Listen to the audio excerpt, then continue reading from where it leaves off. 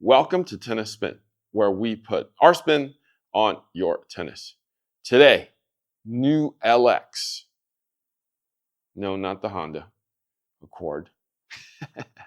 Dunlop LX 1000. Stay tuned.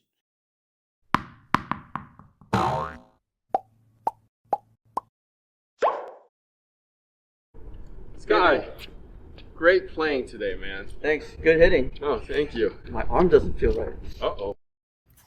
Interesting. I got something. Hang on.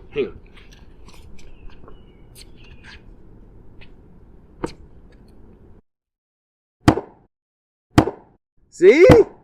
I don't feel a thing.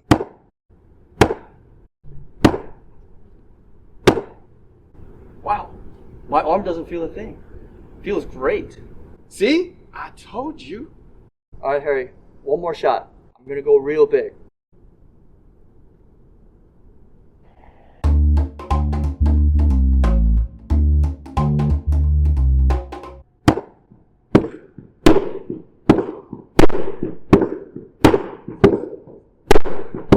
This is great. Yeah.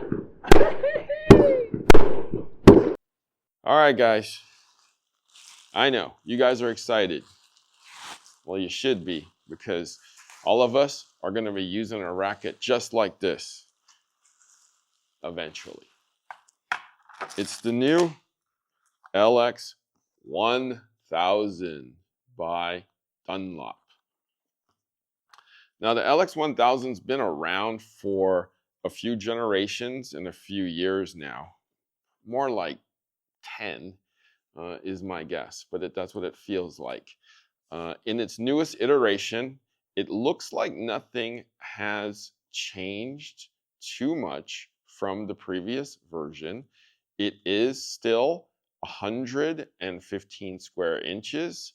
It's still super light. I'm going to show you, okay? I'm going to show you. These are strung specs. So 115 square inches, the newest version, 9.5 strung. Unstrung version, 9 ounces. So one of the lightest rackets in the category.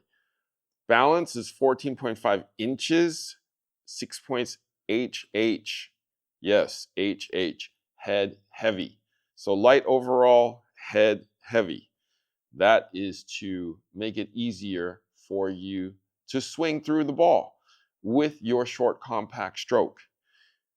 Swing weight is 320. It is a stiff racket.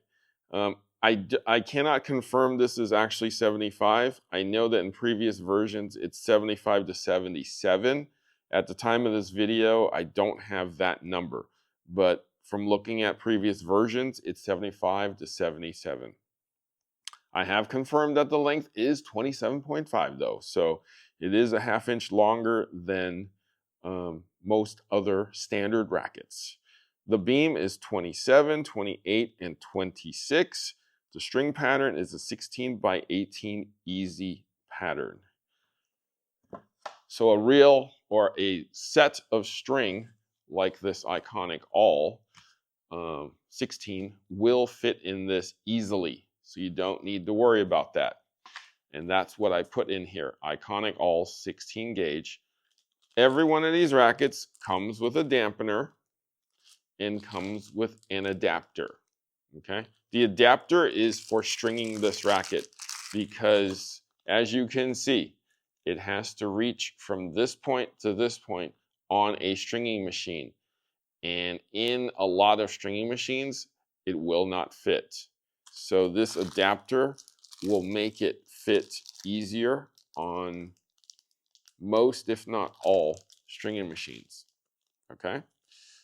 When you clamp on these two, you're probably not going to be able to clamp all the way here because this bridge is there.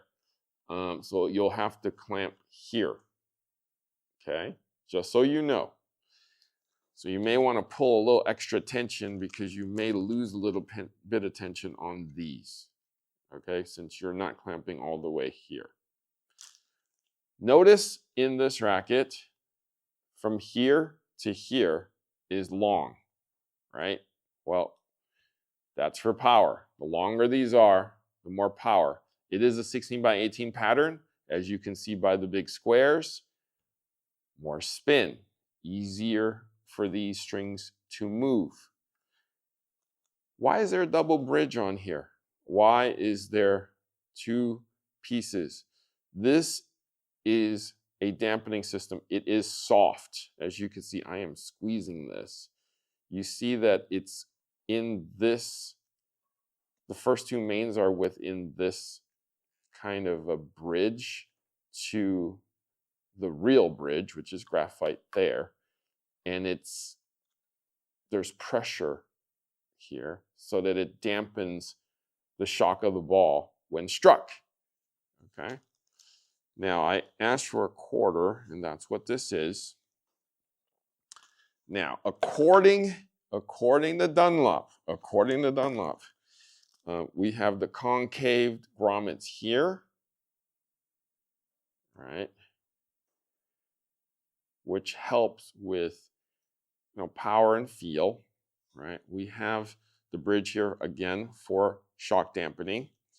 We have, when I was stringing this racket, these grommets, like especially these side grommets, were super soft.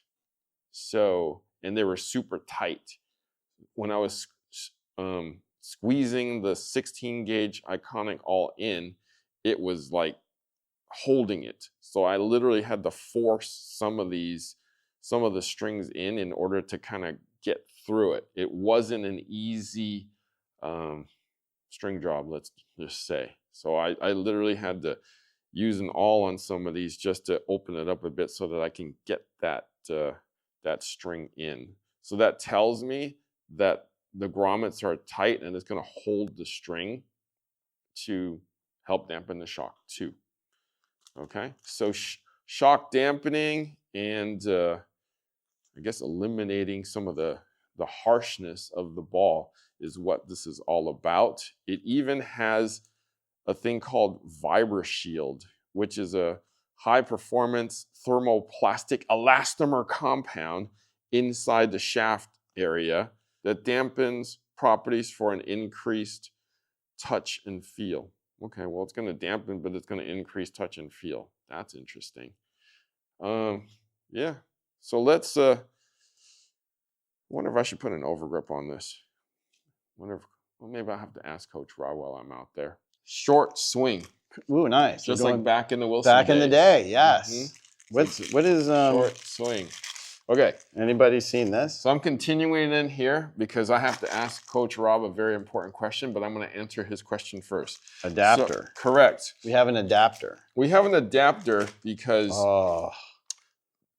it comes to here racket. and comes to here. This is when I call you. Right. And So I go, Harry. Most machines don't fit this, or you need an adapter, and Dunlop provides you an adapter for each one of these.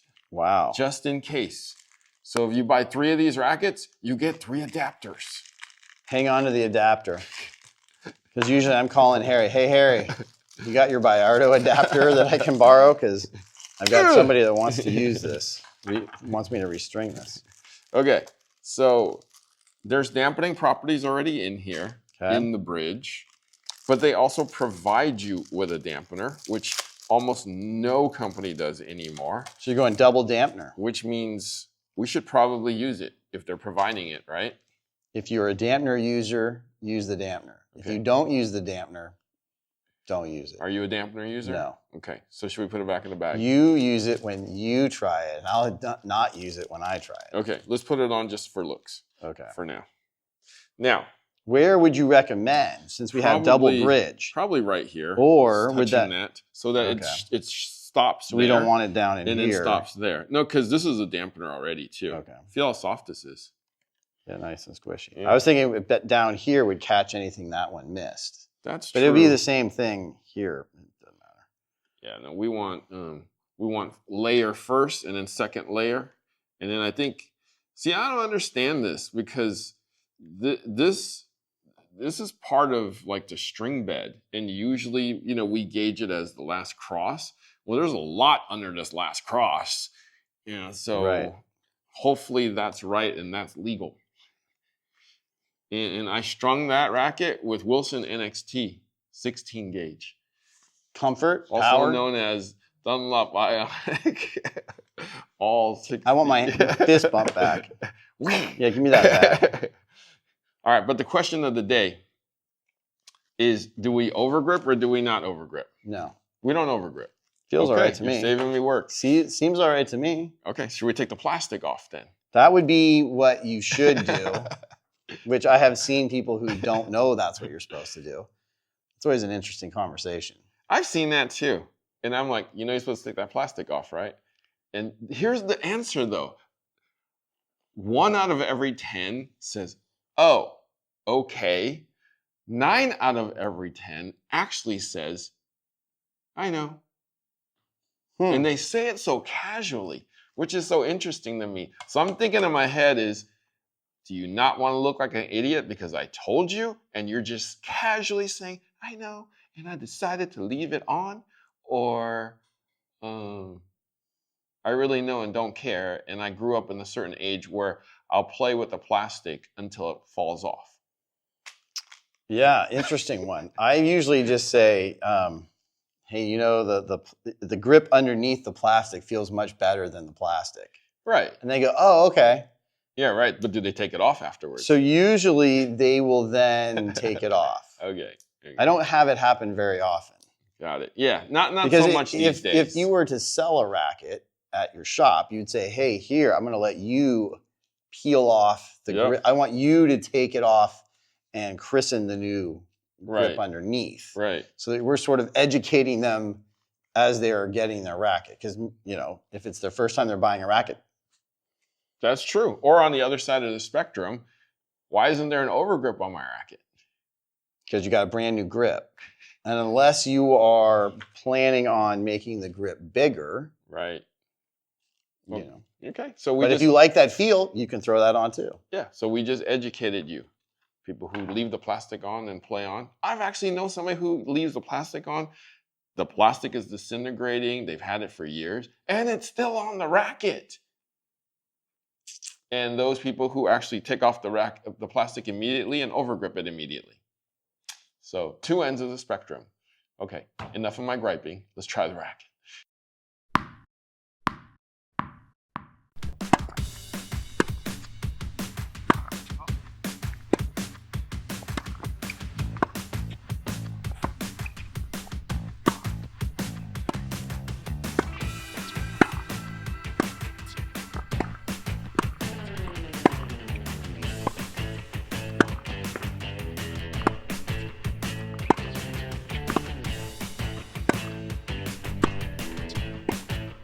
Coach, LX. What'd you think? LX 1000. What did I think?